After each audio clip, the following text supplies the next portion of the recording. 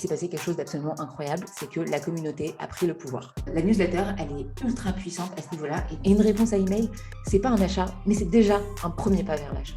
Donc c'est ça en fait que j'invite les gens à faire, c'est de prendre du contenu qui existe déjà et de se le réapproprier et de le diffuser en fait. Mais je pense que si je le faisais, je gagnerais 4 fois plus de temps.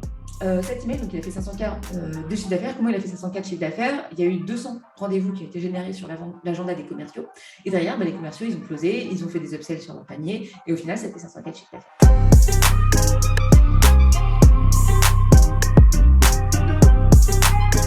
Bonjour à tous et bienvenue dans ce nouvel épisode du Lead Club. Aujourd'hui, j'ai vraiment le plaisir et l'honneur d'accueillir et de recevoir Nina Ramen, la princesse ou la reine du copywriting, c'est comme vous voulez.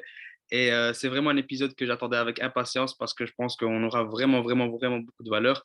Elle peut parler de beaucoup de choses, mais sur cet épisode, on va se consacrer à tout ce qui est newsletter et le copywriting principalement dans la newsletter. Donc, Nina, pour les quelques personnes qui ne te connaissent pas, je vais te laisser te présenter et puis on rentrera dans le vif du sujet. Yes, merci Youssef. En tout cas, merci pour l'invitation et merci pour ce grand teasing. Effectivement, je m'appelle Nina Ramen et mon métier, c'est que je suis fondatrice de la manufacture du copywriting. Donc, le copywriting, pour ceux qui ne connaissent pas, c'est l'art de vendre avec les mots, vendre au sens large, au sens de créer de l'engagement, que ce soit sur les réseaux sociaux pour, par exemple, avoir une publication qui va avoir du like ou du commentaire, que ce soit sur un email ou une newsletter pour avoir de l'ouverture, que les gens vous répondent, et que ce soit sur une page de vente pour, effectivement, là, cliquer sur le bouton « Acheter ». Donc ça, c'est l'art du copywriting de manière générale. Et moi, mon métier, c'est d'aider les gens à devenir meilleurs en copywriting. Donc, je fais ça avec la manufacture du copywriting et j'ai 2 newsletters. Donc, la première, c'est effectivement sur le copywriting. Toutes les semaines, j'envoie un mini-cours avec des exemples concrets et des exercices. Donc, ça, c'est sur la manufacture du copywriting. Et le week-end, la nuit, je fais aussi une autre newsletter qui s'appelle Culotté et qui est destinée aux femmes qui veulent oser davantage. Donc ça, c'est ma newsletter qui est plutôt perso et plutôt empowerment, développement personnel aussi. On parle beaucoup moins de copywriting, on parle de manière générale de comment prendre le pouvoir quand on est une femme, que ce soit négociation, que ce soit écriture, que ce soit prise de parole. Voilà, globalement. Et justement, avant de commencer ça, avant de rentrer un peu dans le sujet, je voulais justement aborder un thème avec toi parce que j'ai vu qu'il y a eu une vague sur LinkedIn avec ça. C'est le ramène ta fraise. Il faut que tu nous expliques. Ouais. En fait, c'est marrant, ramène ta fraise, donc c'est un hashtag RAMEN ta fraise sur LinkedIn et c'est aussi un groupe. Ce qui s'est passé, c'est qu'il y a 3 semaines, j'ai été dans le top 10 des meilleurs influenceurs sur LinkedIn et j'ai constaté dans ce top 10 que la première femme n'arrivait qu'à la 8e position. Et j'ai constaté autre chose, c'est que parmi le top 150, il n'y avait que 25% de femmes. Et je suis allée voir le fondateur, le créateur de ce classement. Et en fait, il m'a sorti une autre stat qui était intéressante, qui m'a dit, mais les femmes postent 2 fois moins que les hommes. Et donc, le premier réflexe que j'ai eu, moi, c'était de me dire, Nina, toi, tu es dans ce top 10, tu as potentiellement des connaissances que tu peux partager, tu peux potentiellement aider les femmes, on peut potentiellement arriver à la parité l'année prochaine. Et donc, je me suis lancé ce défi d'arriver l'année prochaine à la parité, c'est-à-dire au 50-50 dans le top 150 des influenceurs LinkedIn. Et donc, qu'est-ce que j'ai fait pour ça? J'ai créé un événement, donc c'était en live, ça a duré 1h30 et je donnais toutes mes astuces pour comment progresser quand on est une femme et sur LinkedIn. En fait, comment est-ce que tu fais pour publier, les bonnes pratiques, les bonnes astuces d'écriture, etc. Et il s'est passé quelque chose d'absolument incroyable, c'est que la communauté a pris le pouvoir. Ma communauté a pris le pouvoir, c'est quelque chose que je n'ai pas du tout maîtrisé. En fait, elles ont créé un groupe, donc le fameux groupe Ramène ta fraise, et aujourd'hui, il y a 500 personnes pratiquement dans ce groupe. Donc, c'est incroyable. Sachant qu'il n'y avait pas 500 personnes dans le live, il y a 500 personnes qui s'étaient inscrites, mais il y avait peut-être 300 personnes qui étaient venues. Donc, le truc a dépassé en fait le live. Et elles se sont auto-organisées, le groupe s'est créé. Et dans ce groupe-là, il y a des initiatives comme une personne qui a partagé une mini-formation sur Canva pour créer des carousels sur LinkedIn. Donc, c'est un format de post. Il y a une autre personne qui a créé une initiative pour publier en binôme, pour se donner le courage de publier. Il y a une personne qui a fait un post sur le harcèlement qui a littéralement explosé, qui a fait plus de 5000 likes et cette personne, elle a reçu des messages de harcèlement. Donc, en fait, de harcèlement et puis des messages ultra désagréables. Donc, en fait, elle est venue nous solliciter le groupe pour qu'on vienne l'aider sur ses commentaires. Donc, il y a une vraie bienveillance, une vraie sororité et c'est un groupe, effectivement, qui est un groupe non mixte. Et qu'est-ce qui se passe? C'est qu'il se passe énormément de choses dedans. Donc, clairement, quand tu me dis qu'est-ce qui se passe, comment ça se fait, moi, j'ai envie de te dire, la communauté a pris le pouvoir sur moi, donc moi je suis spectatrice là-dedans, c'est elles qui font tout, et tant mieux parce que c'est ça aussi, s'émanciper et prendre la parole, c'est aussi le faire par soi-même et sans avoir quelqu'un qui te dit quoi faire, donc elles s'auto-organisent et c'est elles qui font tout.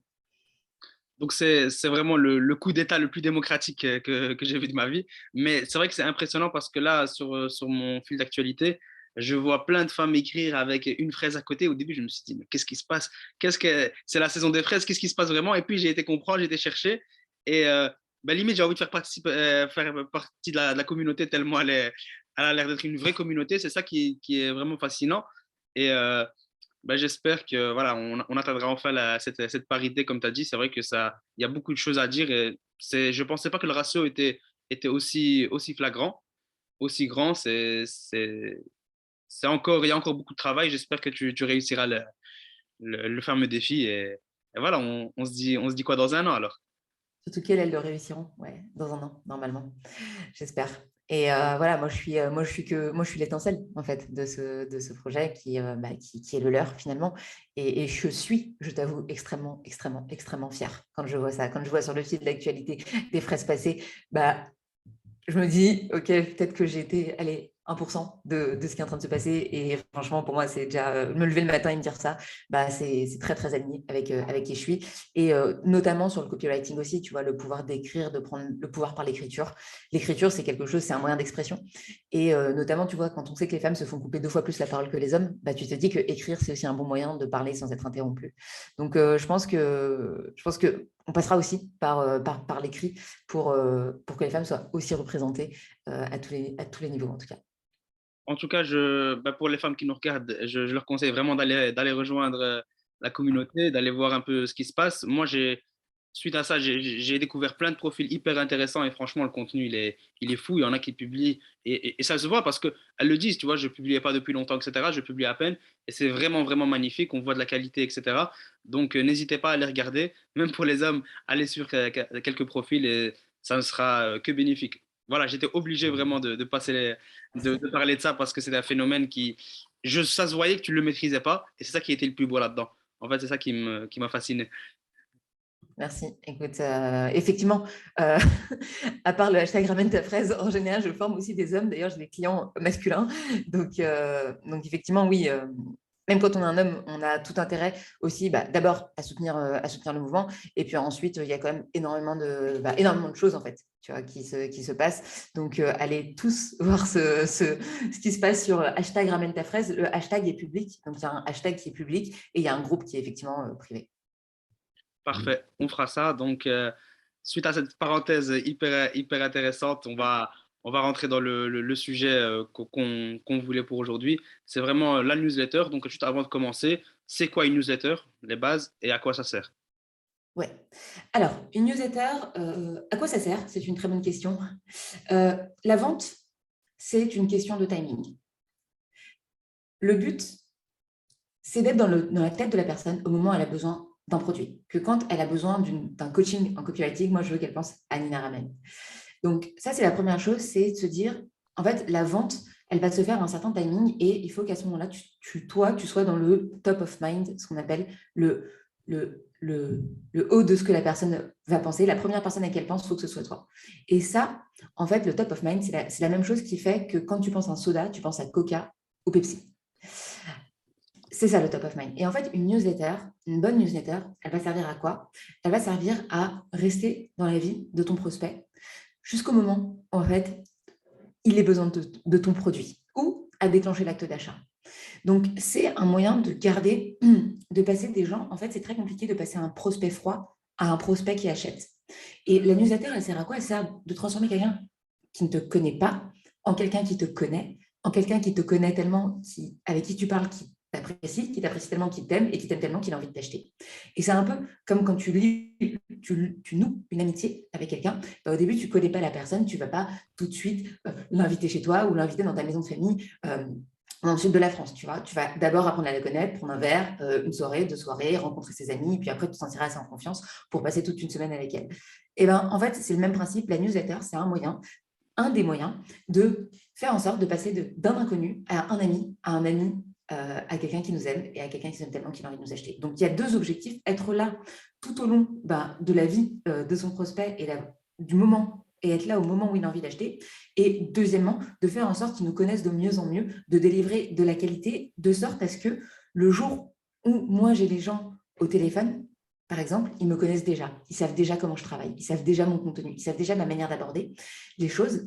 Et ça, c'est ce qui fait que 80% des gens que j'ai au téléphone, ou même 90% des gens que j'ai au téléphone, en fait, ils m'achètent déjà. Ils savent déjà qui je suis, ils savent déjà mes produits. Bon. Et ils ont déjà envie de m'acheter. Donc voilà, ça la newsletter, elle est ultra puissante à ce niveau-là. Et troisièmement, c'est un canal individuel avec la personne. On s'affranchit vraiment des réseaux sociaux. Et le problème des réseaux sociaux, c'est quoi? C'est l'algorithme.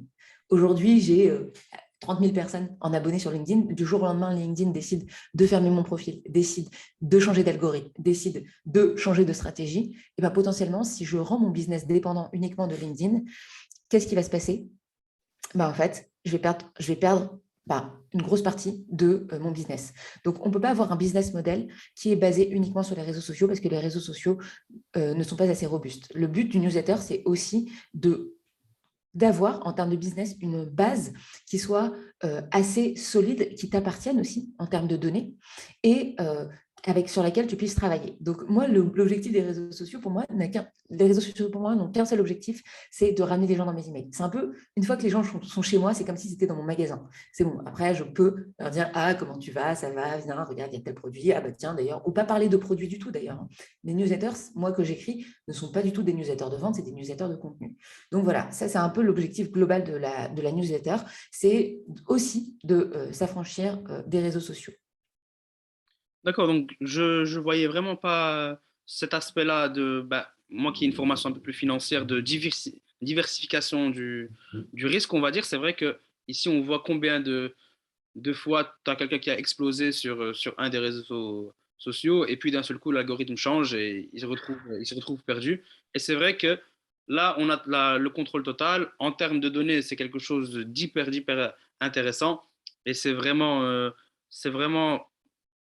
enfin, ta vision m'a impressionné parce que je voyais pour les premiers points, mais là, c'est vrai que c'est quelque chose de très intéressant. Et hier aussi, on parlait j'ai fait une interview avec Thomas Rivol et on parlait justement de toi et du top of mind que tu mets, que tu avances tant. Et c'est vrai que c'est quelque chose de très intéressant parce qu'au final, peut-être que c'est pas la première fois, c'est pas au premier mail, à la première newsletter qui va acheter, mais à force de faire de la publicité, on va dire, ou à force d'avoir des échanges avec, le jour où il décide, tu es là, tu es la première. Et l'exemple de Coca, je pense que c'est vraiment le meilleur. Et tu as parlé de tunnel de vente et je voulais savoir justement, on est d'accord que cette newsletter va permettre aux personnes d'avancer de manière plus ou moins automatisée dans le tunnel de vente. Tu n'as pas besoin de le préchauffer toi-même, d'avoir 4-5 rendez-vous appelés au téléphone avant qu'il t'achète. Mais je voulais savoir justement, toi, dans le tunnel de vente, à quel moment tu déclencherais la newsletter? Est-ce qu'on le fait dès le début ou est-ce qu'on attend vraiment à la fin? Comment ça se passe? Ouais. Alors, moi, ce qui se passe, c'est que les gens, ils arrivent sur ma newsletter, notamment sur LinkedIn, parce que je suis très active et j'ai mis en fait la landing page la page de capture d'email dans mon titre de poste. Donc, peu importe où je suis sur LinkedIn, si tu veux, les gens, dès qu'ils voient mon nom apparaître, ils voient à côté l'adresse où ils peuvent laisser leur email. Donc, ça, c'est une première manière de capter les emails. La deuxième manière, c'est de faire un lead magnet, c'est-à-dire de proposer un contenu gratuit contre une adresse email. Une adresse email sur Internet, c'est un moyen de paiement. C'est un peu comme il faut convaincre la personne de le donner. Et donc, en contrepartie d'avoir un email, on promet à la personne potentiellement d'avoir un contenu du type les 5 clés pour rédiger une bonne newsletter. Ça, c'est un contenu type. Et en contrepartie, la personne laisse son email et là, il rentre en fait dans moi ce que j'appelle ma newsletter, c'est mes emails, c'est la manufacture, les emails de la manufacture. Une fois qu'ils arrivent là, qu'est-ce qui se passe? Ils ont une séquence de onboarding. Une séquence d'onboarding, c'est quoi? C'est une séquence où en fait, je dis aux gens, hey, salut, bienvenue, ici, tu es dans la manufacture, je suis Nina, voilà ce qui va t'arriver, tu vas recevoir des emails le lundi, le mardi et le jeudi, voilà ce qu'il va y avoir dans ces emails, voilà, tu peux me répondre, je réponds à tout le monde. C'est exactement comme si tu accueillais quelqu'un chez toi. En fait, c'est exactement comme si la personne, elle arrivait chez toi, tu vas Première chose, en fait, ou comme si toi, tu arrivais chez quelqu'un, tu n'arrives pas les mains vides. Donc, moi, je donne un petit cadeau de bienvenue en disant, bah voilà, ça, c'est un contenu que je publie. Donc, ça, c'est ce qu'on appelle une séquence email qui dure 3 emails. Et notamment aussi, une des fonctions de cette séquence, c'est de faire en sorte que la personne me sorte de l'onglet promotion ou de l'onglet spam, enfin de la boîte de spam. Donc, ça m'assure une bonne délivrabilité. Et la troisième fonction, c'est de générer des réponses. Moi, je traite toutes mes réponses à la main, je ne suis pas automatisée. Et à la fin de cette séquence de bienvenue, dans certains emails, je pose la question de quoi tu veux parler, pourquoi, c'est quoi tes frictions à l'écriture et quand est-ce que tu préfères recevoir mes emails. Et ça me permet déjà à ce moment-là de créer une interaction avec la personne qui me lit et de faire en sorte que la personne sache que je suis un vrai humain. Si tu traites les gens comme des robots, ils se comporteront avec toi comme des robots, en fait. Donc, si tu te comportes comme un robot, ils se comporteront avec toi comme des robots. C'est-à-dire que si tu as une newsletter qui n'est pas personnelle, si tes contacts à sephora.fr, bah, en fait, les personnes dans leur boîte, ils savent très bien que c'est un robot qui écrit derrière et en fait, ils ne vont pas s'engager dans la relation. Or, une réponse à email, c'est quelqu'un qui s'engage dans une relation avec toi et c'est déjà un premier engagement. Et une réponse à email, ce n'est pas un achat, mais c'est déjà un premier pas vers l'achat. C'est ça, tu as donné tout à l'heure l'exemple du client qui arrive dans le magasin. Et justement, on va dire, c'est le fameux serveur qui, quand tu arrives, il te dit bienvenue, voilà, aujourd'hui, voilà le menu du jour, voilà ci, voilà ce que je te propose. Est-ce que ça te va? Est-ce que tu préfères t'asseoir en terrasse ou pas? Et c'est vrai que moi, j'ai suivi plusieurs newsletters et souvent, on a une relation, même les personnes qui donnent du contenu, c'est rare qu'on a ce côté interaction. Et je pense que c'est ça qui fait la différence avec toi parce que après, on a l'impression de te connaître parce qu'on a déjà discuté avec toi. Et je pense que même toi, on va dire, niveau business pur, ben, c'est plus simple parce que la personne elle a vraiment une relation avec toi. Le processus de vente, tu chauffes un peu le client, le prospect. Il arrive dans un. À la fin, c'est un prospect qu'il faut juste closer parce qu'il est très, très, très, très chaud. C'est ça, exactement. En fait, j'ai créé une relation avec mon audience qui est déjà tellement forte, je lui parle en fait, que à un moment, quand les gens ils veulent potentiellement m'acheter, ils ont pas ils savent que derrière, c'est Nina, ils me connaissent. Parfois, je dis aux gens, voilà, là, tu vois, ce matin, j'ai envoyé un email. Donc, c'était pas une newsletter, c'était juste un email, mais il y avait quand même 500 personnes. Et en fait, j'ai pris une photo de mon bureau qui est en bordel et je leur ai dit, et j'avais une photo d'un live que j'avais fait. Et je leur ai dit, ça c'est le front, ça c'est le backstage, tu vois.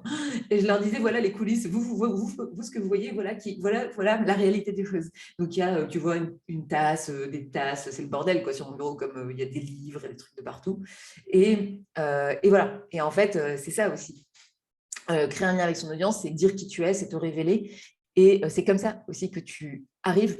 C'est comme un ami en fait. Un ami, l'ami que tu vois de temps en temps, qui ne te parle jamais de sa vie, qui ne te parle jamais de sa famille, qui ne te parle jamais de ce qu'il ressent, en fait, tu ne vas pas t'attacher à lui. Tu vas dire, mais en fait, le mec, c'est un robot. C'est comme le collègue, tu vois, qui ne va jamais en fait, te partager sa vie personnelle. Au bout d'un moment, tu ne vas pas devenir ami avec lui. Alors que la personne qui va te raconter ses histoires, qui va te dire, oh là là, hier soir, j'étais en galère parce que je sais pas, j'ai oublié mes clés, ma femme n'était pas là, etc. En fait, le lendemain, tu vas revenir et dire alors, ça s'est passé comment? Tu as réussi à rentrer chez toi?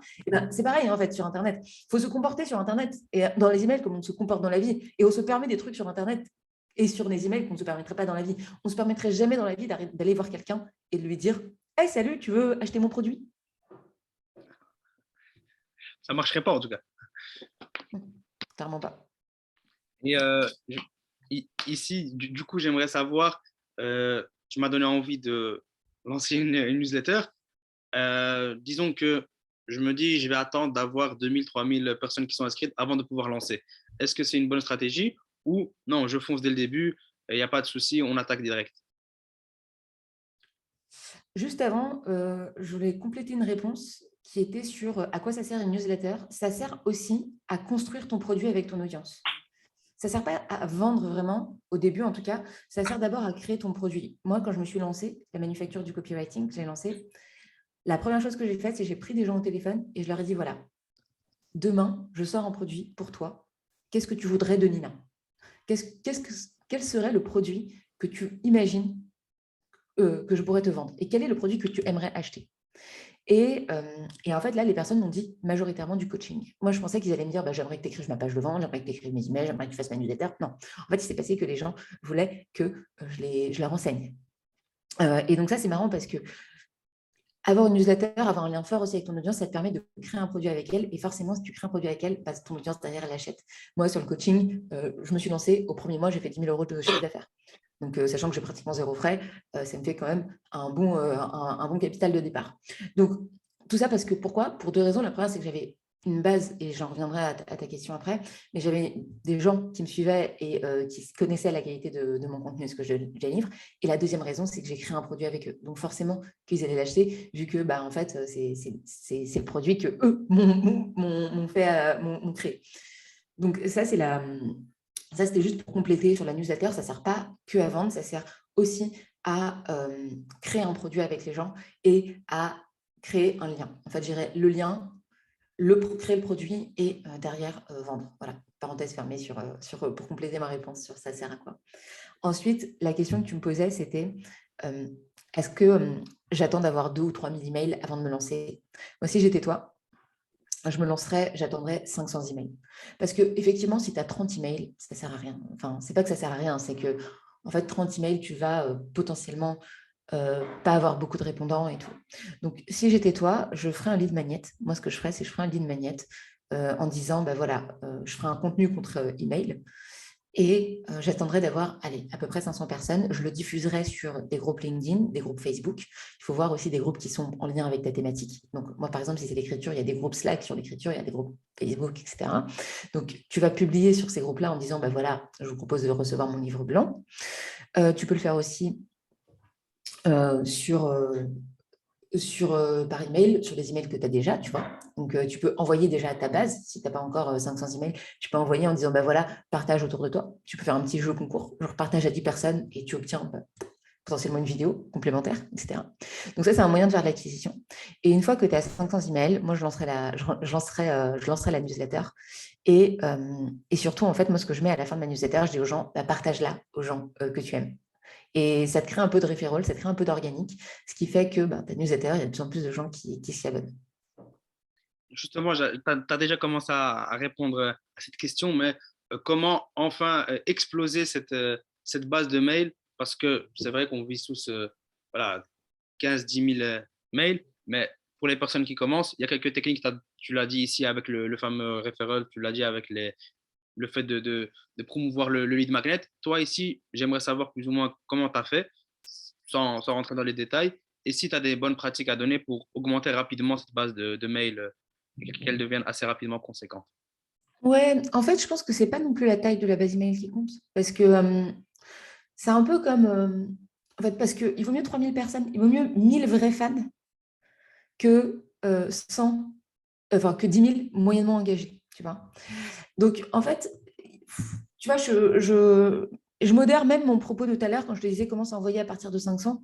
En fait, si c'est 500 personnes, enfin, si c'est même 30 personnes et 30 clients, en fait, c'est 30 clients, quoi, tu vois. Donc, si tu vends un produit à 2 000 euros, ça te fait 30 fois 2 000, tu vois. Donc, en fait, il y a aussi cette notion de... vaut mieux avoir peu de gens, mais des gens bien engagés et des gens avec qui tu as créé un vrai lien plutôt que d'avoir des milliers d'adresses email. C'est un peu comme le business model des influenceurs, tu vois. Les influenceurs, ils veulent avoir le plus grand nombre d'abonnés parce qu'ils vendent de la publicité. C'est-à-dire qu'en fait, c'est une marque qui va leur payer pour diffuser auprès de leurs millions d'abonnés. Donc, eux, ils ont intérêt à avoir le plus d'abonnés possible parce que finalement, ils diffusent leur prix et leur business model est basé sur le nombre, la largeur de leur audience. Donc, plus une audience large, plus ils vont faire facturer plus cher les marques pour qui ils travaillent. Nous, on n'est pas dans ce business model-là. Nous, on est dans un business model où, en fait, c'est notre audience qui va nous payer. Donc, finalement, on a plutôt intérêt à vouloir convertir cette audience, à sortir le meilleur produit pour cette audience et à convertir cette audience.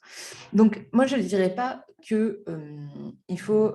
je dirais que le chiffre de 10 000 adresses email, il ne faut pas s'en faire un énorme objectif. Par exemple, quand j'étais à l'école du recrutement ou chez Germinal, je travaillais sur une base email d'à peu près entre 25 et 35 000 emails. OK.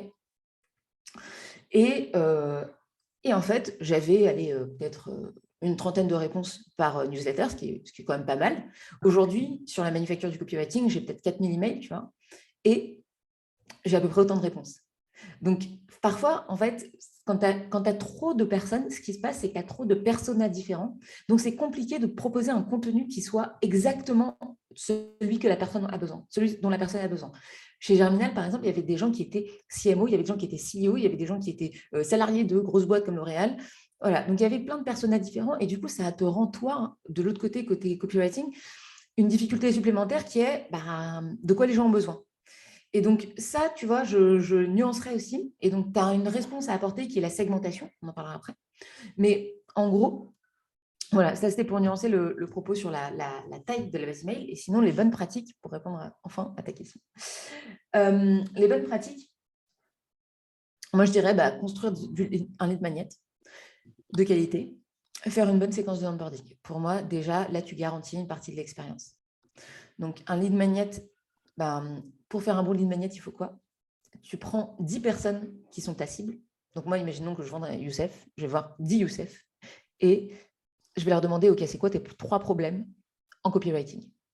Donc, Youssef, il va me dire, OK, j'ai le syndrome de la page blanche, j'ai le syndrome de l'imposteur et j'ai peur de faire des fautes d'orthographe. J'ai peur du ridicule.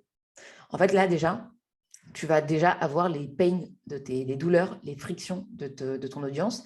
Et donc, tu peux créer un lead magnet corrélé avec ces pain points. Par exemple, la méthode en 4 étapes pour créer un réservoir d'idées. Par exemple, les 4 outils à avoir pour ne jamais faire de faute d'orthographe dans ces publications. Et donc là, tu as capté à partir de ton audience, à partir de la personne que tu as interviewée, tu as capté en fait le sujet de ton lead magnet. Et le sujet de ton lead magnet, tu ne vas pas l'inventer, tu vas juste aller poser la question aux gens qui le veulent. Il y a trop de gens qui écrivent en se disant « Ouais, mais moi, je pense que mon audience, elle veut ça. » Mais en fait, on ne sait rien, tu n'es pas la mesure universelle du monde. Et donc, la meilleure manière de faire, c'est d'aller voir les gens et de leur poser la question. On en a parlé avec Thomas Rivol encore une fois, par rapport à laisser le marché décider et laisser avoir cette humilité de se dire je ne peux pas tout anticiper, je vais laisser le marché me parler, je vais aller à l'écoute. On l'a appelé l'approche du psychologue, c'est-à-dire que quand tu rentres chez le psy, il ne te donne pas directement une formule magique qui réussit à tout le monde. Non, il t'écoute d'abord et puis il te sort le lead magnet, on va dire, qu'il te faut, la solution miracle. Et là, pareil, quand il va voir qu'il y a 15 personnes qui ont à chaque fois le même besoin, peut-être qu'il fera une vidéo sur YouTube en réglant ce problème-là. C'est pareil pour nous ici. C'est vraiment quelque chose où il faut d'abord aller à l'écoute de ces personnes-là. Et ensuite, ça devient une évidence, en fait. Je pense que c'est, comme ici, tu l'as dit, le ramène ta fraise qui est pour moi un exemple de réussite. Au final, ça part d'une constatation que tu fais sur le marché. Tu vois que voilà, il n'y a pas assez d'influenceurs, d'influenceuses femmes. Et puis, tu vas discuter, on dit qu'il n'y en a que 25, il y a que 25% qui publient. Donc, le problème, le pain point, c'est pourquoi les femmes ne publient pas. On va en discuter avec, on comprend. Et au fur et à mesure, ça fait quelque chose qui arrive même à te dépasser au final. C'est ça qui est le plus beau. Je voulais savoir, tu parles beaucoup, beaucoup. On va rentrer un peu dans le contenu maintenant qu'on a compris un peu tout. Maintenant, on a une base de mail. J'ai envie de lancer. Je vais envoyer. J'ai fait ma séquence d'onboarding où j'ai posé la question aux personnes, j'ai discuté, tout se passe bien. Qu'est-ce que je vais mettre dans la newsletter? On va dire, allez, une fois, je leur envoie un mail par semaine pour commencer. Qu'est-ce que j'y mets? Eh bien, la même chose, je vais te faire une réponse qui ne va pas être du tout originale, mais la réponse, ça va être, il faut leur demander. Tu vas en fait effectivement poser la question aux gens, c'est quoi tes problèmes en copywriting? Et la personne, en fait, elle va commencer à te répondre sur, OK, j'ai peur du syndrome de l'imposteur, etc. Donc là, tu vas déjà avoir des idées des pain points. Donc, ça revient un peu à la même démarche que du lead magnet, parce qu'un lead magnet est un contenu, en fait. Donc, tu vas créer ton contenu de newsletter de la même manière que tu crées ton lead magnet. Ça, c'est la première chose. Deuxième chose, la règle du 80-20. 80% d'amour, 20% de vente.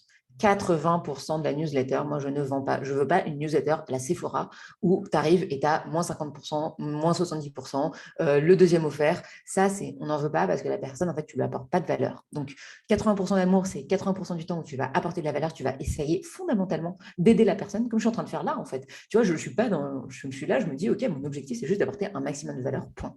Il n'y a pas d'autre objectif que aider les gens et vouloir sincèrement aider les gens de ton audience. C'est ça la première chose. Si tu vois les gens de ton audience comme des portefeuilles sur pattes, effectivement, ça ne marchera pas parce que ça va se voir, ça va se sentir et surtout, tu ne vas pas créer du contenu de qualité. Le truc, c'est qu'au fond de toi, il faut vraiment que tu aies envie viscéralement d'aider les gens.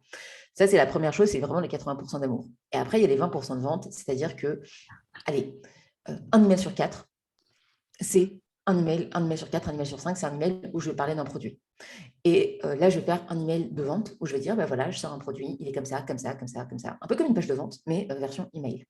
Et ça, c'est un moyen de faire aussi acheter ton audience et surtout de ne pas la saturer avec tes produits. Donc ça, c'est des grands principes qu'il faut avoir dans la newsletter. Ensuite, qu'est-ce que tu mets dans ton contenu? Moi, tu vois, là, alors, les auditeurs ne le voient pas, mais sur mon bureau, il y a énormément de livres. Et donc, là, je vais sortir un livre qui s'appelle « Merci, fallait pas, le sexisme expliqué à ma belle-mère ».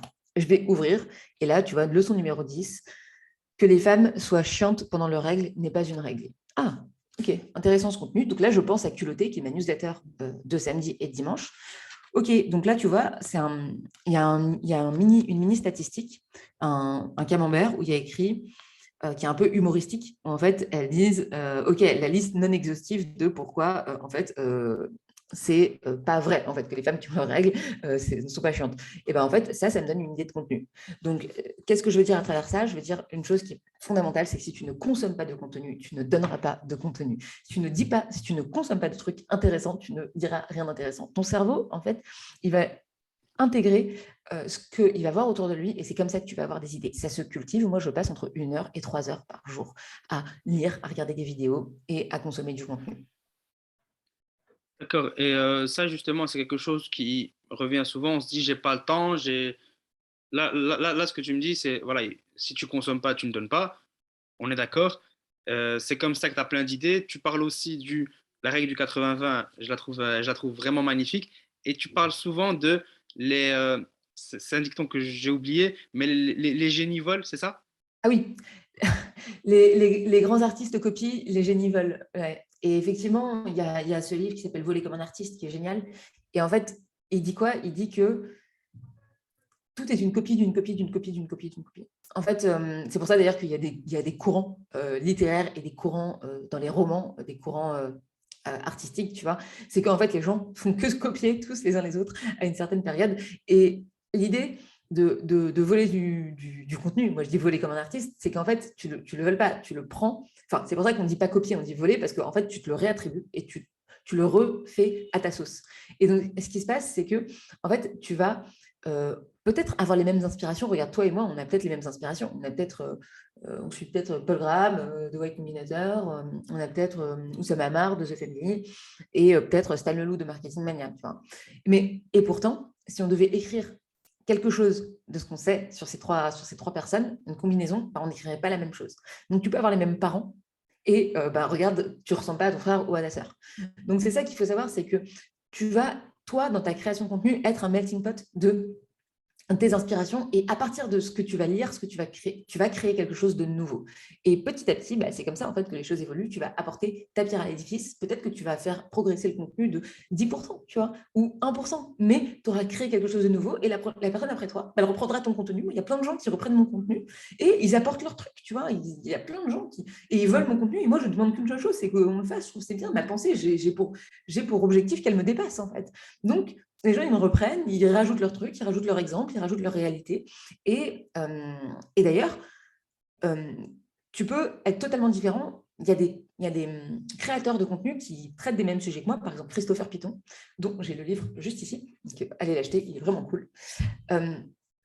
Il parle donc son bouquin s'appelle « À la conquête de LinkedIn » et il parle de publier sur LinkedIn. Moi, c'est un sujet que j'ai, mais Christopher Piton, il ne l'aborde pas de la même manière que moi.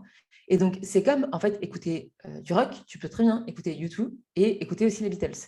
Et c'est ça qu'il faut se dire aussi, c'est que forcément, en fonction de ton prisme et de toi, de ta réalité, la preuve, regarde, moi, il y a beaucoup de femmes qui me suivent, je suis très engagée sur le féminisme, mais qu'est-ce qu'il fait? C'est qu'il fait que je crée du contenu, du copywriting pour les femmes.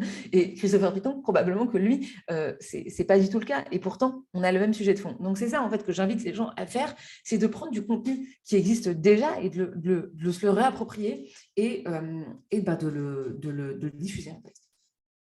C'est ça. Et si je devais rajouter quelque chose, c'est parce que je suis passé par là, c'est ne pas surestimer son devoir d'unicité. C'est-à-dire on n'est pas obligé d'inventer à chaque fois des idées, etc.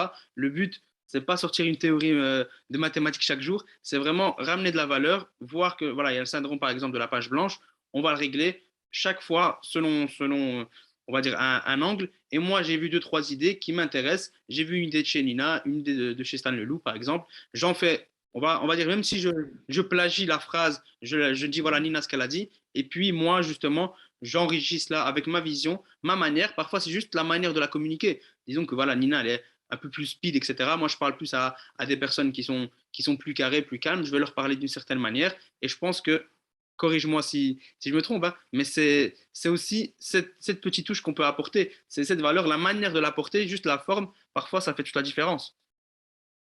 Ouais, c'est ça, exactement. Je suis totalement d'accord avec toi.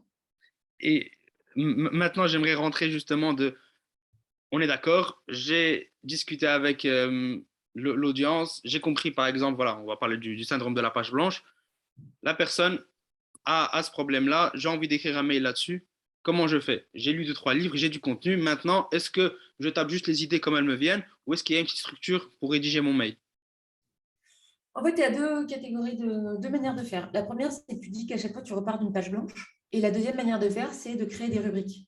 Donc, par exemple, la rubrique le tweet de la semaine, la rubrique le podcast de la semaine, la rubrique, tu vois, par exemple, le cours de la semaine. Je connais une personne qui s'appelle Caroline Jurado, qui fait une super newsletter sur les crypto-monnaies, qu'elle sponsorise. Donc, c'est-à-dire qu'en fait, elle arrive à générer par la sponsorisation 5 000 euros de chiffre d'affaires sur sa newsletter. Elle a à peu près 10 000 personnes. Et c'est une femme qui parle de crypto. Donc déjà, moi, évidemment, c'est quelque chose qui me touche particulièrement. Et elle me racontait comment elle faisait sa newsletter. Et toutes les semaines, en fait, elle a la même trame. Donc, toutes les semaines, elle n'a plus, entre guillemets, qu'à mettre les contenus dedans. Donc, elle a la crypto de la semaine, donc c'est la monnaie de la semaine qu'elle trouve prometteuse, qui a tous les indicateurs d'être une monnaie qui est prometteuse. Elle a un concept simple qu'elle analyse, un concept de la crypto qui est simple et qu'elle analyse et qu'elle décortique. Et elle a une troisième rubrique dont je ne me souviens plus. Donc, en fait, toutes les semaines, elle a sa structure qui est déjà faite et elle n'a plus qu'à mettre le contenu dedans. Donc, ça, c'est la manière la plus efficace de créer une newsletter. Pourquoi? Parce que une fois que tu as ta structure, après, il ne suffit plus que de trouver le contenu. Moi, je ne fonctionne pas comme ça parce que j'aime trop créer. Et donc, en fait, si je me mets une structure, le lendemain, j'ai plus envie de faire la même et j'aime pas être frustrée. Et c'est un peu mon espace de créativité et de liberté. Donc, je fais pas ça. Mais je pense que si je le faisais, je gagnerais 4 fois plus de temps. Donc, moi, je ferais à peu près une demi-journée à une journée pour écrire une newsletter. Je pense qu'en faisant ça, tu peux le faire, plutôt en 2 heures, voire 4 heures. Quoi. Donc, ça dépend de la personne qui l'écrit. Et c'est ça qui est intéressant avec les newsletters, c'est que tu peux te la réapproprier et tu peux le faire aussi en fonction de ce qui, toi, te convient. Il y a 2 choses à garder en tête, c'est qu'est-ce que tu pourras tenir sur la distance et qu'est-ce que le public veut.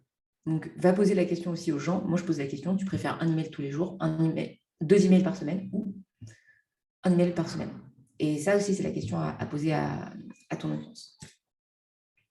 D'accord. Et justement, ici, Caroline, c'est quelqu'un qui a été recommandé par plusieurs personnes, dont Monde à la Veste. Et je vais essayer de la voir au Lead Club parce que c'est vraiment quelqu'un qui fait du très, très bon travail. Et comme tu as dit, elle a une approche de la newsletter qui est peu conventionnelle et c'est quelque chose qui me fascine et que j'ai vraiment envie de mettre en avant. Ici, tu parlais de soit mettre des rubriques, soit une page blanche. Pour les personnes qui partiraient sur une page blanche, comment maintenant je me mets, je consacrer la matinée pour écrire, par quoi est-ce que je commence, à quoi ça doit ressembler à la fin, est-ce qu'il y a des techniques, je sais pas, moi on parle souvent de AIDA par exemple, est-ce qu'il y a quelque chose, une structure à avoir, ou est-ce que je parle vraiment comme si je parlais de manière spontanée sans chercher à avoir une structure? Ouais, non. Moi, je commence jamais à écrire sans avoir de structure. J'ai toujours grand 1, grand 2, grand 3, petit 1, petit 2, petit 3. Après, ce que tu m'étends, il n'y a pas de règle, c'est assez déceptif. Mais je pense qu'il y a tellement peu de gens qui écrivent des newsletters et qui se motivent à le faire que déjà, si tu l'as fait, il ne faut pas non plus se poser trop de questions, en fait. Il ne faut pas non plus se dire, OK, je veux avoir je veux toutes les informations absolument incroyables sur la newsletter pour me lancer. Il y a un moment où tu vas appuyer sur envoyer et un moment où, en fait, il faut le faire. Donc, au-delà de c'est quoi la bonne structure, c'est quoi les astuces, moi je dirais juste fais-le et parle aux gens, demande-leur leur avis et itère là-dessus. Parce que ça dépend en fait de ton audience. Il y a des mecs qui voudront avoir des newsletters tous les jours, ils vont trouver ça trop sympa. Il y a des gens qui ne voudront pas ça du tout. Donc déjà, ça c'est une première chose. La deuxième chose sur la structure, moi c'est très important. Pour gagner du temps d'écriture, c'est de structurer avant de se lancer. Moi, je n'ai pas vraiment de structure prédéfinie. J'essaie juste d'avoir un paragraphe, une idée. Un grand paragraphe, une idée. Par exemple, pourquoi c'est important de créer une newsletter? C'est important, petit 1, parce que tu vas être dans la tête des gens au bon moment. C'est important, petit 2, parce que ton prospect froid, il n'est pas prêt à t'acheter déjà, tout de suite. Et c'est important, petit 3, parce que l'algorithme, en fait, des réseaux sociaux est mouvant et que en fait toi tu veux construire un business qui est robuste. Tu vois, là par exemple, j'ai fait une grande partie avec un petit 1, un petit 2, un petit 3. Ben, ça par exemple, ça peut être très bien une newsletter. Donc ça c'est pourquoi créer une newsletter. Ensuite, comment la créer? OK, tu prends un lead magnet, petit 1, petit 2, tu fais une séquence email de bienvenue, petit 3, tu envoies ton email et tu programmes 10 appels avec les gens pour savoir ce qu'ils en ont pensé. Ça c'est, tu vois, ça peut être une structure de newsletter. Après, troisième partie, comment trouver du contenu? Eh ben, tu lis, t'écoutes un podcast, tu notes les 3 grandes idées que tu retiens, etc., etc. Et donc là, tu vois que rien qu'en parlant, on a créé en fait une newsletter avec un grand 1, un grand 2, un grand 3. Et l'idée, c'est de se dire, est-ce qu'il y a de la cohérence entre ces parties-là? C'est ça, en fait, qu'il faut garder en tête, c'est que moi, j'aime bien avoir des newsletters où il y a de la cohérence entre les parties. Il y a aussi une partie où je parle des coulisses. Les gens, ils aiment bien aussi connaître, genre, ma vie. Je ne sais pas pourquoi. Pourtant, elle n'est pas si intéressante que ça. Mais il y a une partie où moi, je parle des coulisses. Mais au-delà de cet encart-là, moi, j'essaie toujours de faire des newsletters qui soient en fait des articles, pratiquement. D'accord. Et je me dis, voilà, ici dans le 80% de Love, où on apporte voilà, les 4 mails, où j'apporte vraiment de la valeur sans chercher à vendre, est-ce que là aussi je cherche à mettre un call to action à la fin? Est-ce qu'il y a une action que j'attends de la personne? Ou est-ce que je vais juste demander qu'elle me réponde? Ou est-ce que voilà, quand c'est du contenu, je donne, je donne, je donne, je demande vraiment rien en retour et je demande lors du 20% de vente? Ouais, moi, je demande rien dans les 80% d'amour, à part des participations au live, quand je fais des lives ou des choses comme ça. Je vais pousser les gens à s'inscrire donc, sur mes événements, ça c'est sûr. Mais en fait, majoritairement, quand je donne de l'amour, bah, je donne de l'amour et j'essaye de faire en sorte de créer le moins de fuites possible. C'est-à-dire que si je dois choisir entre mettre une capture d'écran et mettre un lien, je choisis toujours de mettre une capture d'écran. Pourquoi? Parce que la personne, une fois qu'elle a cliqué sur le lien, après, tu l'as perdue. Tu l'as perdue, elle est sur un site internet, elle est en train de naviguer, potentiellement, elle ne va jamais revenir à ton email. Donc ça, c'est important de l'avoir en tête, c'est que si tu veux que la personne consomme ton contenu de A à Z, fais en sorte qu'elle soit concentrée dedans de A à Z. Donc ça, c'est la première chose. Ensuite, moi, l'appel à l'action, un des seuls appels à l'action que je fais, c'est que j'envoie un message en disant réponds-moi ou transfère la newsletter. Donc ça, c'est vraiment, je ne cherche pas à vendre à ce moment-là. Et effectivement, les emails de vente, là, je leur dis, bah voilà, j'ai sorti un nouveau produit et là, pour le coup, je fais que de la vente. Je dis pourquoi ce produit est incroyable. C'est comme une page de vente. En fait. C'est une page de vente en email. D'accord, parfait. Pour justement pour la page de vente, ça, je veux dire, on abordera ça à mon avis dans un autre épisode. On rentrera dans les détails. Ici, j'aimerais parler de l'aspect un peu plus financier, c'est-à-dire que voilà, c'est vrai qu'une newsletter, ça a l'air intéressant. J'ai vraiment envie de lancer. Maintenant, je sais comment l'écrire, etc. Mais à quel coût? Parce que c'est principalement, on va dire, de l'inbound. C'est quelque chose qui, c'est une autre technique. C'est pas vraiment, je vais mettre 10 euros et je vais récupérer autant. C'est une autre manière. Donc, j'aimerais savoir à quel coût. Et aussi, je sais que tu parles beaucoup de certains KPI et on va dire un ROI moins conventionnel à suivre. Comment évaluer les coûts et surtout comment évaluer la rentabilité de celle-ci. Ouais. En fait, tu vois, je travaille avec une marque de e-commerce qui dépense énormément d'argent en pub. Et en fait, quand tu dépenses beaucoup d'argent en pub, qu'est-ce qui se passe? En fait, tu sais combien tu déposes en pub, tu sais combien ton panier moyen après c'est, et puis tu as ton chiffre d'affaires et ta marge. Quoi. En fait, ce qui se passe, c'est que c'est fait partie des gens qui me disent, mais en fait, Nous, on en a marre de dépenser en pub parce qu'en fait, qu'est-ce qui se passe? C'est que la pub, au bout d'un moment, ça s'épuise. Tu es toujours obligé de remettre une pub. C'est pas comme si c'était quelque chose qui tournait. C'est quelque chose en fait que tu crées un peu de manière artificielle, quelque part, la pub. C'est quelque chose que tu vas te dire, bon, bah, venez, et puis une fois que ça s'arrête, bah, tout est fini. Alors que quand tu crées une newsletter, en fait, tu crées une communauté, tu crées des gens, et en fait, les gens, tu arrêtes de leur écrire pendant 2 semaines, ils se rappellent de toi, tu vois, tu as créé un lien tellement fort avec eux que les gens, en fait, ils peuvent pas t'oublier. Et, et, et là, en fait, c'est un canal qui pour moi est complémentaire à la publicité, clairement dans le sens où, bah, une fois que les gens ils sont chez toi, donc ils t'ont connu avec de la pub, imaginons, ils ont été une première fois client chez toi, mais par contre, ce qui va les faire rester, qui va les faire upsell, bah, ça va être potentiellement la newsletter ou ça va être potentiellement bah, la communauté, le fait qu'il y ait d'autres personnes qui interagissent, etc. Donc ça, tu vois, c'est une manière parfaitement complémentaire à la publicité de le faire. Ensuite, comment est-ce que tu évalues le retour sur investissement d'une newsletter? Bah, moi, tu vois, il y a des newsletters. J'ai écrit une newsletter qui a fait 50 000 euros de chiffre d'affaires, 500 000 euros de chiffre d'affaires. Comment ça s'est passé? En fait, j'écrivais des emails quotidiens et un jour, on a fait une action sur notre produit et cet email, en fait, a généré 200 rendez-vous. Donc, en fait, ça faisait déjà 2 mois que je parlais tous les jours, j'envoyais un email tous les jours aux gens pendant 2 mois. Donc, c'était au moment du confinement. Et en fait, les gens, j'étais arrivée à un stade d'intimité avec eux, c'est-à-dire qu'ils lisaient la newsletter pendant leur café. Donc, j'étais arrivée à un stade où, en fait, les gens, étaient dans leur vie, quoi. Et le jour où, évidemment, tu lances un produit, tu leur dis, venez acheter, bah, forcément, en fait, ils ont beaucoup plus envie de le faire que s'ils n'avaient pas fait ça.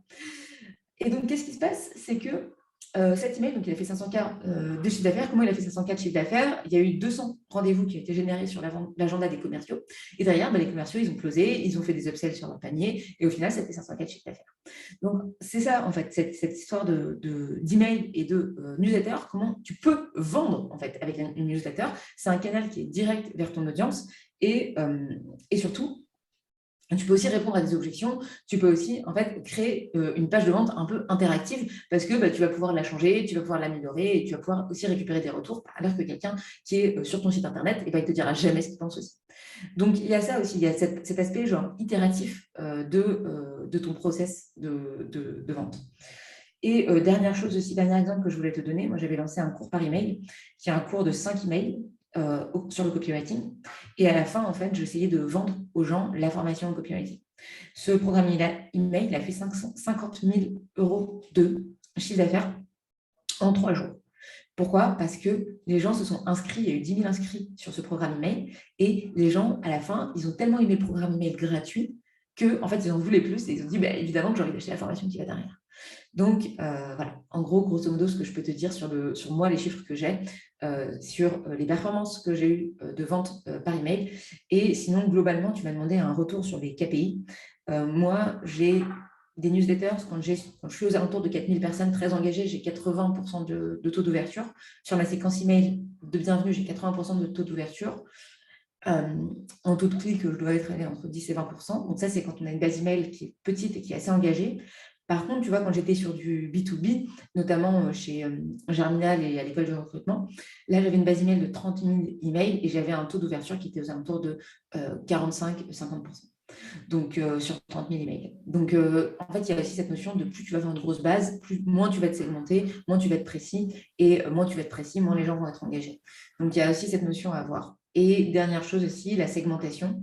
Ça, c'est un truc intéressant parce qu'en fait, dans une newsletter, tu peux aussi mettre des liens cliquables sur des sujets différents. Par exemple, toi, si tu fais une newsletter sur le growth ou sur le marketing, tu peux parler de copywriting, tu peux parler de Facebook Ads et tu peux parler de no-code. Et regarder, en fait, tu peux traquer sur quoi la personne, elle va cliquer. Et si elle clique sur le copywriting, derrière, tu vas lui donner du contenu sur le copywriting et tu vas lui proposer un upsell d'un produit sur le copywriting. Si elle clique sur nos codes, tu feras pareil sur nos codes. Donc ça te permet aussi de segmenter et de ne pas adresser le même message à tout le monde, donc d'être beaucoup plus précis et du coup, d'être plus engageant. D'accord, donc ici, pour revenir à ton exemple des 2 mois en confinement où tu écrivais un mail, finalement, même si le chiffre d'affaires est attribué au dernier mail, la réalité, c'est que c'est l'effort des 2 mois qui a permis que ce dernier soit enfin efficace. Et je voulais savoir ici au début, tu n'as pas fait la règle des 80-20 avec eux, tu as fait beaucoup plus que 80. Comment faire justement? Est-ce qu'au début, c'est un- au début, justement, je pense qu'il faudrait plus faire comme tu as fait. D'abord, créer une relation assez puissante et puis à la fin vendre. Donc, avant d'arriver au 80-20, essayer de commencer un maximum par apporter beaucoup de valeur et puis on vend. Tu confirmes bien cela? Ouais, je confirme. Et puis, au pire, tu fais un email de vente, tu as testé, ça marche pas, tu as testé, c'est que c'était trop tôt, c'est que c'était peut-être pas le bon moment, c'est que c'était peut-être pas le bon produit. Donc, au pire des cas, en fait, l'avantage de la newsletter, c'est que toutes les semaines, tu as une nouvelle opportunité, une nouvelle occasion de refaire, en fait. Donc, moi, ce que je conseillerais aux gens, c'est de faire et, et de décider ensuite, en fait. Donc, clairement, avant tu vois, si tu respectes la règle des 80-20, quand une personne s'abonne, elle reçoit quand même 8 emails avant de recevoir un email de vente, tu vois. Donc, 8 emails, ça fait quand même 2 mois et demi, 2 mois à 2 mois et demi, si tu fais une newsletter par semaine de contenu, tu vois. Donc, moi, je trouve que c'est pas non plus déconnant, mais c'est sûr qu'en fait, plus tu vas apporter de la valeur, plus tu vas apporter du contenu, et plus, en fait, le jour où tu vas vendre, bah, tu auras capitalisé, en fait. Mais ce qu'il faut doser, c'est que bah, toutes les boîtes ne peuvent pas se permettre de ne pas vendre, en tout cas de ne pas vendre par leur newsletter pendant 3 mois ou pendant 6 mois. Donc, c'est ça qu'il faut arriver à doser. C'est aussi toi, à quel point derrière, tu es dans un cycle de ta boîte où tu as un creux de trésor, où tu as besoin de vendre, où en fait, tu as la saisonnalité aussi des boîtes qui comptent beaucoup. Donc, voilà, c'est ça aussi c'est un peu ça aussi qu'il faut moduler. D'accord, parfait. Et je, je me dis, voilà, ici, une fois par semaine, c'est une fréquence qui me semble assez cohérente. Est-ce que toi, justement, tu conseilles de commencer par une fois par jour directement ou, encore une fois, la réponse classique, tu demandes et tu regardes, tu essayes, si, et après, tu as des retours. Ou, voilà, pour commencer, généralement, qu'est-ce que tu conseilles? La bonne fréquence, c'est la fréquence que tu pourras tenir. Le nombre de personnes qui commencent à lancer une newsletter et qui en écrivent deux et puis après qui arrêtent. Donc voilà, en fait, la bonne séquence, c'est toi et toi-même. Combien de fois par semaine tu peux écrire? Combien de fois par mois tu peux écrire? Si c'est une fois par mois, c'est une fois par mois, c'est OK, tu vois. Mais combien de fois tu peux tenir? Parce que sinon, c'est un peu comme donner un rendez-vous avec un ami et ne pas se pointer. Tu dis aux gens, je vais vous écrire tous les mois et que tu ne viens pas, bah, en fait, ils vont te dire, non, mais vas-y, OK, en fait, tu ne viens pas, quoi. Donc, je ne viens plus à tes rendez-vous, tu me mets des lapins à chaque fois. D'accord, parfait. Et une des dernières questions que je voudrais te poser avant de te libérer, parce que je sais que tu es très occupé, c'est justement, c'est Siam qui m'a demandé qui m'a dit obligé, tu dois poser cette question-là à Nina, donc lors de l'épisode que j'ai tourné avec, c'est comment la newsletter permet justement de fédérer une communauté autour de ta marque. Quel rôle elle a? Parce que elle, justement, elle a commencé avec la communauté, elle est passée à la newsletter. Toi, via une newsletter, après, maintenant, on voit juste la communauté Ramène ta fraise, c'est magnifique. Donc, comment faire? La différence entre une communauté et une audience, c'est qu'une communauté, elle existe sans toi. Donc, avec une newsletter, tu n'auras jamais de communauté. Tu n'auras qu'une audience. Parce que le canal, en fait, il se fait de toi vers les autres, mais il ne se fait pas des autres entre eux. Donc, tu ne feras jamais de communauté avec une newsletter. Pourquoi? Parce que les gens ne peuvent pas se parler entre eux. Ce qui fait la force de Ramène ta fraise, c'est que les gens, ils se parlent entre eux, c'est autogéré, les gens, ils font leur vie, en fait, tu vois. Et il y a une communication entre les participants de cette communauté. Une audience, tu as un émetteur, qui est Nina, qui envoie à 1000, 2000, 3000, 5000, 30 000 personnes. Et là, ça, c'est une audience. Mais une newsletter n'est pas une audience. Il n'est pas une communauté. Une newsletter est une audience. Donc, il faut que, si tu as une newsletter, il faut que tu trouves un autre canal, un autre endroit où tu vas créer ta communauté. Moi, c'est un groupe LinkedIn. Toi, ça peut être un groupe WhatsApp, un groupe Slack, etc. Mais en fait, c'est se tromper. C'est-à-dire qu'une newsletter, tu peux avoir une communauté, c'est pas vrai. Tu peux avoir des gens qui t'apprécient, des gens qui sont engagés avec toi. Mais si ils n'interagissent pas entre eux, ben, ça ne sert à rien. Il y a le seul moyen que je connais de faire une espèce de communauté avec une audience, c'est le type de newsletter, c'est Substack. Substack, en fait, c'est un outil de newsletter qui permet aux gens d'interagir c'est un mélange entre un email, en fait, un outil de newsletter et un blog. Donc, les gens peuvent interagir sous ton post. Donc, toutes les semaines, tu envoies une newsletter qui est envoyée dans la boîte mail des gens, mais elle est aussi stockée dans un espace, et c'est ton espace de blog. Et sous chaque post, donc chaque newsletter est un post dans ce blog, et sous chaque newsletter, les gens peuvent commenter et liker. Et du coup, ils peuvent se parler entre eux, ils peuvent interagir, etc. Donc ça, c'est ce qui ressemble le plus pour moi à quelque chose qui est entre une communauté et une newsletter. Mais tu vois que ce n'est pas tout à fait optimisé. Et d'ailleurs, si c'était le cas, bah, les gens n'auraient pas besoin de créer le groupe Ramène ta fraise sur LinkedIn. En fait, ils resteraient sur une newsletter. Or, ce n'est pas possible.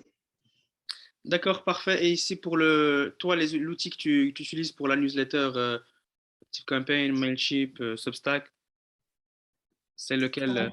Alors moi, j'ai deux newsletters, donc j'ai deux outils. Le premier, c'est Substack. Substack, c'est très bien quand vous êtes créateur de contenu.